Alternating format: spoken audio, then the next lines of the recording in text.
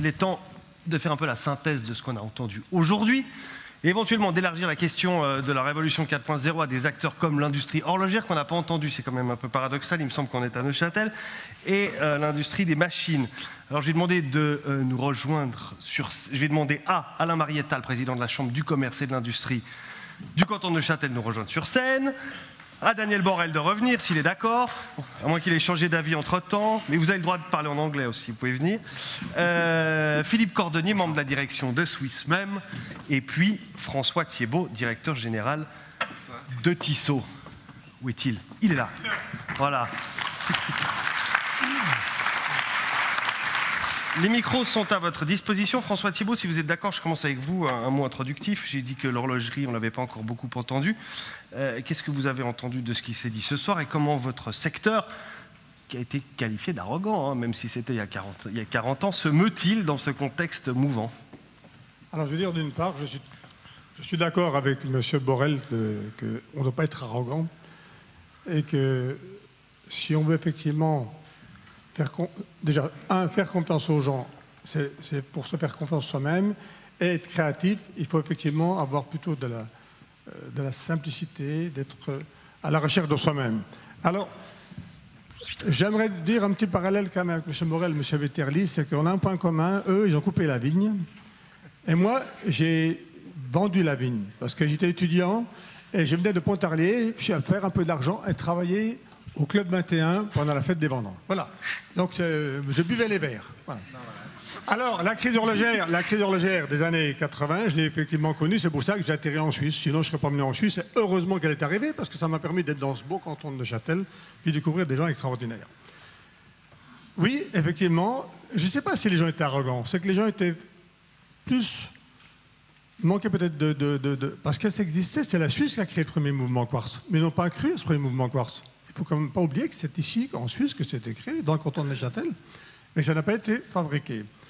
Mais on voit effectivement, comme l'a dit M. Vetterli, que la Suisse, quelque part, a cette facilité de tout à coup de peut-être rebondir, parce qu'effectivement, c'est un petit pays qui est entouré de plus grands pays, de beaucoup plus grands aux États-Unis, mais qui a toujours dû se battre, qui a quelque part fondamentalement dans ses gènes cette combativité. Et c'est pour ça que moi, je peux le dire, parce que sinon ça paraît être arrogant, en tant que Français, que la Suisse a le plus beau signe qui existe, le signe plus au cœur de son drapeau.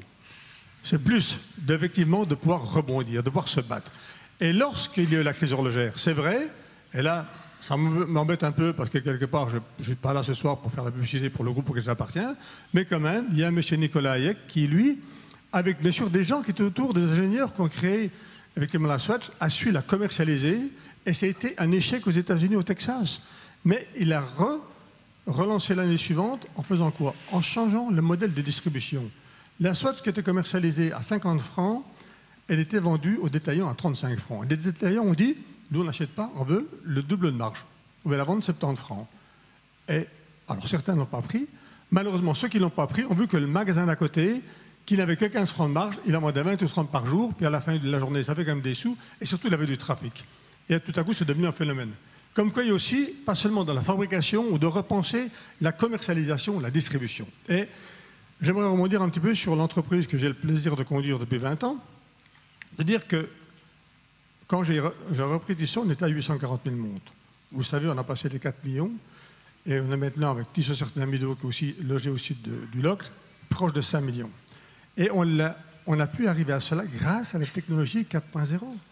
Parce qu'on a mis en place, il y a 6 ans, un centre logistique, qui est le plus grand centre de logistique automatisé, où, étant donné que l'assemblage de nos montres, pour qu'ils soient Swissmade, doit se faire en Suisse, mais comme dans le canton de Neuchâtel, les salaires sont plus hauts que dans le canton du Tessin et du Jura, on reçoit les composants au Locle, on assemble les composants, on les envoie se faire assembler au Tessin en plus grande partie et au Jura, les montres reviennent assemblées et après on pose des étiquettes, on les réexpédie. Ça veut dire que nous avons plus de 20 millions de mouvements sur le site du Locle, grâce effectivement à cette technologie 4.0, où il y a des caméras, il y a des sensors qui permettent effectivement, vous l'avez vu à la télévision, de circuler, et on peut stocker 32 000 caisses.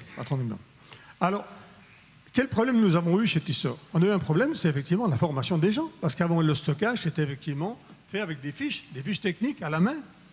Et puis, de temps en temps, il y avait une vérification pour voir où on en était. Et on a dû effectivement former des gens à travailler avec des ordinateurs, avec des souris Logitech de M. Borel. C'est fantastique, donc on a fait, oui, on a fait de la publicité. Ce qu'il fait revenir sur scène. Voilà, et grâce à cela, moi ce qui me fait très plaisir, c'est que au niveau du personnel de logistique, dans le handling des montres, on a légèrement augmenté le personnel. Mais on a quand même augmenté en totalité, puisque si vous passez de 2,5 millions de montres à 5 millions, on a augmenté les réseaux de distribution, on a augmenté dans les autres départements. Mais surtout les gens qui travaillent dans ces systèmes logistiques, eux, on leur a appris à se servir de l'ordinateur. Et ça nous a donné l'idée, pendant les pauses de déjeuner, tout à coup, de faire des cours d'informatique au personnel, pour qu'ils puissent effectivement aller, parce qu'aujourd'hui, si vous allez prendre le billet d'avion, c'est plus pratique si on sait manier un ordinateur, prendre un billet de train, etc. Et c'est cela aussi auquel on doit penser, c'est que si on sécurise nos employés, notre personnel, on leur apprend, on les initie à l'informatique, eux-mêmes seront aussi plus confiants quand ils verront leurs enfants qui surfent avec agilité. Moi, j'ai des petits-enfants qui commencent à surfer beaucoup mieux que moi, et j'ai dit, c'est aussi cela. Il faut peut-être donner confiance aux gens, d'avoir confiance dans cet outil qu'est l'informatique, et pas d'en avoir peur. Parce que la connectique, c'est quelque chose qui est normal. On est connecté, effectivement, il y a des caméras, il y a des sensors partout. Et dernier exemple que j'aimerais citer, c'est dans la modernité de la Suisse. Vous avez, monsieur, dans l'hebdo, c'était cité, on a la montre Swatch, le dernier système 51, qui a été mis en place à Boncourt dans le Jura, qui est entièrement automatisé. Où le mouvement est automatisé, mais la montre est fabriquée de façon automatique. Alors on m'a dit, oui, mais ça va couper des emplois. Non, d'une certaine partie, oui, mais d'une autre façon, non. Pourquoi? Parce qu'il y a des emplois au niveau du design qui ont été développés, au niveau des achats de composants qui ont été développés, au niveau du système de distribution qui ont été développés. Donc il faut voir un peu le côté, chercher de nouveau ce plus qu'on a au cœur du drapeau, de dire qu'est-ce qui est le côté positif qu'on peut avoir. Et ça, c'est important. Ça, c'est le message que j'aimerais indiquer ce soir. Qui est assez encourageant, et la transition est toute faite avec Philippe Cordonnier, l'industrie des machines. Pour fabriquer des Swatch, il faut des machines. Alors comment est-ce que l'industrie des machines, elle, se meut dans ce contexte-là? On vous écoute. Merci, bonsoir à tous. Effectivement, l'industrie des machines est une industrie qui est très peu connue, par le public suisse en tout cas, puisque c'est une industrie qui est une industrie de sous-traitance, donc qui contribue à ce qu'à la pointe de l'iceberg, comme par exemple l'horlogerie, une industrie pharma ou l'aéronautique ou le spatial ou l'automobile puisse se développer. C'est une industrie qui exporte quasiment 80% de sa production et qui contribue pour 30% aux exportations. Donc l'industrie des machines exporte 3 fois plus que l'industrie horlogère, qui est extrêmement importante pour l'industrie suisse, mais qui est une industrie qui est extrêmement cachée. Aujourd'hui, cette industrie, elle souffre terriblement. C'est une industrie qui est morcelée dans des milliers d'entreprises différentes, beaucoup de PME, 90% de PME, et aussi des grandes entreprises. Aujourd'hui, ce qui fait mal à l'industrie des machines, c'est l'évident de Francfort. Il faut faire avec. Beaucoup d'entreprises l'ont intégré, mais souffrent encore aujourd'hui de ce Francfort. Un autre problème, c'est dans la concurrence globalisée. On a entendu ce soir, beaucoup d'autres pays font des produits aussi bons que les nôtres. Et puis, c'est évidemment aussi, et c'était mentionné plusieurs fois ce soir, c'est une possible fermeture de la Suisse au monde qui nous entoure. Et pour nos industries qui exportent 80%, c'est vraiment la mort assurée. Donc il faut absolument préserver nos accords bilatéraux avec l'Union européenne, il faut absolument préserver la libre circulation pour pouvoir, d'une part, exporter librement vers ces pays européens, et puis aussi avoir accès à cette main-d'œuvre qualifiée qui a fait notre succès aujourd'hui. Si la branche des machines, aujourd'hui, a le succès qu'on a avec cette innovation, c'est grâce à ces talents qu'on a réussi à recruter à l'étranger, qui complètent les talents qu'on a pu avoir de l'EPFL ou des hautes écoles. Dans ce contexte très difficile, parce que beaucoup d'entreprises aujourd'hui sont face à des réductions d'emplois, la branche des machines perd aujourd'hui du nombre des personnels, il faut absolument que cette révolution industrielle soit une chance. Et ça a été mentionné aussi ce soir, c'est une chance pour cette industrie de se réinventer, de mettre sur le marché des nouveaux produits, des produits innovants, des produits qui seront connectés, de pouvoir mettre sur le marché des produits qui correspondent aussi aux besoins des consommateurs. Et les consommateurs aujourd'hui sont attirés par ces nouveaux produits. Et je pense que les entreprises suisses ont tout le potentiel. On a l'innovation, on a la qualité de la formation, on a la qualité des apprentis aussi, qui sont les gens qui travaillent sur le terrain, dans les ateliers proches des ingénieurs, qui pourront mettre sur le marché ces nouveaux produits. Donc cette révolution aujourd'hui, c'est vraiment une chance. Et il y a urgence, mais je crois que les entreprises ont intégré cette volonté d'aller de l'avant. Maintenant, il faut que les conditions cadres jouent. Et là, c'est vrai que l'exemple qui a été mentionné de timbrer aujourd'hui, de réintégrer le timbrage, c'est une hérésie politique, malheureusement. Et on est face à une multitude de ces nouvelles réglementations qui vont peut-être, malheureusement, contribuer à ce que de nouveau le coût du travail augmente et que les entreprises soient de nouveau pénalisées. Donc on est face à une volonté d'innovation, mais on est face aussi à une réglementation et à un monde politique qui, malheureusement, est en train de freiner beaucoup de ces innovations. Alain, le débat glisse sur le terrain politique. Voilà, Monsieur Marietta, j'aimerais quand même revenir un peu à Neuchâtel, ce paradoxe neuchâtelois, où on a d'un côté un PIB qui est, par habitant qui est l'un des plus élevés de Suisse, et puis un revenu médian qui est l'un des plus bas de Suisse. Comment sortir de cette, de ce paradoxe? C'est pas un paradoxe, c'est simplement quelque chose qui, effectivement, dans ce qui s'est passé jusqu'à maintenant, n'est pas forcément normal. Parce qu'on pourrait dire qu'on n'a pas récolté les fruits de ce qu'on a semé. Mais aussi, il faut revenir un petit peu plus loin. Je rebondis sur ce que vous disiez par rapport aux horlogers. Dans les années 75-80, il y avait la fameuse crise. Mais aussi, moi, j'ai mon père qui me disait, tu vois, va jamais dans l'horlogerie, je suis ingénieur en mécanique, va jamais dans l'horlogerie parce que tous ces gens-là sont des nantis, etc. Ils ont des vacances, ils ont 4 semaines de vacances, ils ont déjà le 13e, nous on n'avait pas de 13e. Si on commence comme ça, on va pas s'en sortir. Par contre, ce qui est vrai, c'est qu'on allait déjà à cette époque-là chercher au moment où ça redémarrait, on allait chercher dans les entreprises horlogères du monde en France.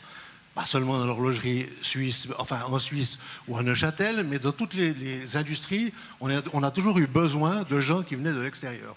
On a une chance, chez nous, principalement à Neuchâtel, mais en Suisse, c'est de s'adapter assez facilement, d'avoir une marge de manœuvre dans la souffrance. C'est aussi peut-être pour ça qu'il y en a qui ne gagnent pas forcément ce qu'ils mériteraient de gagner par rapport à ce succès qu'il y a eu dans l'horlogerie. Puis si vous avez vu des courbes tout à l'heure, vous avez vu qu'entre 1997, sauf erreur, et après les périodes qu'on prend jusqu'en 2015, il y a eu une certaine progression, mais une progression dans l'ensemble de ce qui a été produit et tout, et y compris dans les salaires. Mais vous pouvez regarder, dans notre canton et dans les milieux industriels, l'horlogerie a pris une part importante dans les exportations. Et c'est simplement le résultat. Moi, je suis beaucoup moins optimiste que vous, en disant il va falloir expliquer aux gens, parce que c'est vrai qu'expliquer à un robot qu'à un moment donné, il va travailler plus puis être sympa, ça serait intéressant, mais il faut le faire avec des gens. Nous sommes, nous, tous les jours, avec du monde. Nous n'avons pas toujours la possibilité d'avoir le 4.0. On a des machines 4.0. Les nouvelles machines, elles nous préviennent lorsqu'il y a une panne. Elles nous disent à quel moment on va faire un service. Par contre, ce qui se passe, et je pense qu'il y en a plein dans la salle qui sont dans ce cas-là, si par hasard la machine ne répond pas ou qu'Internet ne marche pas, vous êtes planté. Et alors là, vous faites quoi? Prenez votre téléphone. Puis en général, si vous avez de la chance, 2 informaticiens dans une PME. Si vous êtes dans un grand groupe, vous en avez 15, mais il faut les trouver, ils sont à la cafétéria. Puis après, il faut trouver les autres qui viennent vous leur téléphoner. Si par hasard, vous avez un téléphone Wi-Fi, parce qu'on vous a expliqué, Swisscom vous a dit que c'était meilleur, que ça allait bien jouer, on aura le 5G, hein, je rebondis là-dessus. C'est génial, vous voulez téléphoner, vous ne pouvez pas sortir. Donc vous faites quoi? Vous allez, vous prenez votre portable et vous les appelez. Ça, c'est la réalité de ce qu'on a aujourd'hui tous les jours. Je suis convaincu que l'innovation nous amène plein de choses. Je suis convaincu qu'on va se débrouiller beaucoup mieux. Mais il va falloir rester avec un certain nombre de côtés humains pour faire en sorte, 1, convaincre les gens, 2, leur expliquer qu'effectivement, demain, on aura besoin de moins de monde, parce que dans l'horlogerie, on va perdre beaucoup de monde. Il y a en ce moment une espèce de mode qui veut que personne ne licencie personne. Hein? Puis on dit, moi je veux garder du monde, parce que j'ai effectivement fait ce qu'il fallait. Nous, j'estime que nous avons toujours fait ce qu'il fallait, on a payé les gens correctement, mais aujourd'hui, je le dis, il est probable qu'on doive se séparer de gens, parce qu'à un moment donné, on aura simplement un appareil qui ne sera plus en adéquation avec ce qu'on devra produire demain. Et en plus, les gens bien pensants de l'horlogerie ne nous indiquent pas ce qu'on serait susceptible de produire demain. Alors il y a des groupes qui sont industriels où c'est plus facile, des groupes où c'est plutôt des gens qui sont des financiers, là c'est de plus en plus difficile. Et à un moment donné, bien, les fournisseurs dont nous faisons partie, qui sont quand même, ou qui ont quand même été dans le canton de Neuchâtel, avant qu'on ait l'intelligence, je dirais, grâce et à cause de la crise, d'aller chercher des gens comme Johnson & Johnson, Intermedix ou d'autres, il y a eu Atisuer, etc. Il y a eu plein de gens qui sont venus. Ça nous a permis de se développer dans une industrie différente, mais l'arbre qui cachait la forêt, c'était quand même l'horlogerie. Et je pense que l'horlogerie a des belles heures et des belles années devant eux. Devant nous, nous avons des belles années, mais il faut être souple, il faut qu'il y ait de l'émotion. Et ce que j'aimerais dire simplement, c'est que l'émotion, Il ne faudrait pas que ça soit le licenciement ou des trucs ce genre-là. Moi, je suis pour des émotions positives. Voilà. Merci, Monsieur Marietta. Martin Wetterli, on ne vous a pas entendu sur la question de la destruction massive d'emplois avec cette quatrième révolution industrielle qui change assez fondamentalement la donne. Est-ce que vous faites partie des pessimistes ou des optimistes? Est-ce qu'on va vers une désindustrialisation de la Suisse ou pas? À 5, à 10 ans. Voilà. Question difficile, mais vous n'êtes pas seulement le président de l'EPFL, le futur président de l'EPFL, vous êtes aussi le patron de la recherche. La recherche en Suisse, donc vous avez supervisé tous les sociologues, les économistes, les futurologues de service, donc vous avez une vue d'ensemble de la question. Mais je n'ai pas la réponse à la question. Moi, je suis agnostique. Hein, s'il faut être pessimiste et optimiste, on a vu le verre à moitié plein, à moitié vide. Un ingénieur dit le verre était trop grand s'il est à moitié vide. Donc, je pense...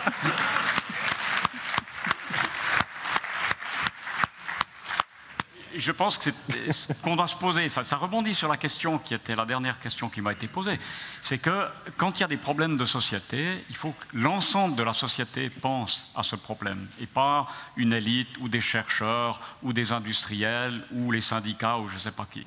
Et je pense qu'on va au-devant. Si vous regardez le 19e siècle, je prends toujours l'exemple suisse qui est fabuleux, qui est l'alphabétisation de la Suisse était due à une personne qui était Pestalozzi, qui a déclaré qu'il fallait qu'il y ait une formation gratuite pour toute la population en Suisse. Okay? C'était un truc révolutionnaire en 1820 ou 1830. Ça a fait passer le taux d'alphabétisation qui était à 20%, donc c'était un pays complètement perdu du Moyen-Âge, à plus de 70% en l'espace d'une cinquantaine d'années. Ce qui a permis à la Suisse de maîtriser la première révolution industrielle. Parce que vous pouviez construire des fabriques, vous trouviez des gens qui savaient lire et écrire, compter, calculer, etc. Right? Et je dis, c'est ça la question qu'une société doit se poser. La société, de façon très honnête, doit regarder où on en est. On est dans un pays merveilleux, avec un taux de chômage très bas, avec des revenus fabuleux, on peut voyager aux quatre coins du monde, etc. Tout ceci est parfait. Mais les défis qui nous attendent, c'est des défis qui ont à voir... Je m'excuse de revenir sur ça, sur l'éducation. Est-ce qu'on a encore le meilleur système d'éducation du monde? Okay. Et sinon, qu'est-ce qu'on doit faire pour garder la compétitivité de notre système d'éducation? Ensuite, est-ce qu'on a la recherche et l'innovation qu'on a besoin d'avoir? Et là, évidemment, je prêche pour ma paroisse, je pense qu'on fait relativement bien, mais il faut faire extrêmement attention parce que c'est ça qui va nous permettre de maîtriser les révolutions qui arrivent vers nous. Et finalement, si on a des problèmes de société, je pense que tout le monde doit participer à la solution. Et ça, c'est vraiment les problèmes profonds. Et je pense que là, on a un exemple, parce qu'on parle toujours de l'innovation aux États-Unis, etc. Les États-Unis sont le pays avec la plus grande inégalité sociale au monde, avec le plus mauvais, parmi les pays développés, avec un des plus mauvais accès à de l'éducation de qualité pour le tout un chacun. Okay? Et je pense que c'est là où il faut faire attention, que parfois les révolutions technologiques conduisent aussi à des transformations sociales qu'il faudrait peut-être éviter parce qu'elles ne sont pas bonnes pour la cohésion et pour la société en général. Daniel Borel, on arrive, malheureusement, on a largement dépassé le temps de ce débat. On peut applaudir Martin Wetterli. Ça tombe. On vous a entendu tout à l'heure nous faire la démonstration que les délocalisations ne vous font pas vraiment peur. Vous avez fermé ici, ouvert là. C'est un peu votre, j'allais dire votre marque de fabrique. Non, mais vous êtes à l'aise avec ça. Rassurez-nous, si la quatrième révolution industrielle détruit des emplois, c'est pas si grave que ça, on en créera d'autres? Non, je vais pas vous rassurer. Même si on a dépassé le temps, je pense qu'il faut que vous soyez assis. On peut fermer les portes, comme ça personne ne va pouvoir partir. J'en ai pour une demi-heure. Mais juste pour revenir d'abord, je pense que ce que Martin disait était très bon par rapport à la formation. Ça, c'est un thème qui m'est très cher. C'est la raison pour laquelle, à défaut d'être écouté, au moins je me suis fait du bien en demandant un 8e conseiller fédéral, simplement parce que je pense que personne réellement est conscient de ce qui se passe. D'ailleurs, je pense que personne réellement à Berne comprend bien les aspects de la révolution 4.0, puisqu'on m'a dit en personne qu'on commençait à en parler et que ça fait 6 ans que ça a été mis sur la table. Et ça, c'est grave. C'est pour ça que j'ai demandé un audit du Parlement et du Conseil fédéral pour savoir qui était capable de prendre des décisions sur les budgets dans le futur, parce que c'est vrai que si on leur donne notre argent, peut-être que ces gens-là, ils pourraient au moins avoir un comité qui s'occupe de ça. Donc ça, c'est la première chose. La deuxième chose qui, pour moi, est grave, c'est que, comme j'ai dit à un moment donné, c'est vrai que étant suisse et étant lent, il y a des qualités. C'est pour ça que je pense que des domaines comme la biotechnologie ou le medtech et autres sont beaucoup plus proches de notre ADN que ne sont l'informatique. Je suis un cas d'exception, mais même en fait, on ne fait pas vraiment de l'informatique, on fait des produits qui sont ralentis par l'être humain qui ne peut pas absorber plus de révolution chez nous qu'autre chose, mais on doit revoir les choses totalement différemment. Je pense que là, on est en train de se voiler la face. Je pense qu'on est en train d'arriver au bord de la falaise et on va faire un grand pas en avant parce que ce que l'on manque, c'est la réflexion de ce qu'il y a devant nous. C'est un manque, à mon avis, qu'on a quand même eu souvent d'anticipation. Comme je l'ai dit, plus on anticipe, moins ça fera mal. Et là, on a encore essayé d'extrapoler le futur par rapport au passé. Malheureusement, très souvent, le passé n'est pas une réflexion de ce qui se passe dans le futur. Donc ça, c'est pour moi quelque chose qui peut nous arriver d'un jour au lendemain. Pensez simplement un instant au Japon. Au Japon, je m'excuse, je vais prendre 2 secondes de plus, mais les Japonais, sur les inventions américaines, ça c'était l'inverse à l'époque avec l'invention du transistor dans les années 47, ont créé le consumer électronique japonais, qui ont envahi le monde. Tout le monde a eu du Sony et tout ça avant que les Coréens ne viennent. Hein. C'était vraiment indiscutable, les premiers. Qu'est-ce qui s'est passé? Il s'est passé qu'il y a un gars qui est arrivé, qui est venu d'un monde totalement différent, qui était le monde du logiciel, dans lequel la Suisse a été numéro 1 pendant longtemps, on a eu des Wirth à Zurich et autres, et qui a réinventé le consumer électronique à travers le software. C'était Steve Jobs. iPod. iPod a été le départ de la fin des Japonais. Il n'y en a plus un maintenant qui réellement existe. C'est un domaine sinistré. Alors qu'ils étaient numéro 1 mondial, ils avaient tout pour bien faire. Ils n'existent plus dans ce domaine.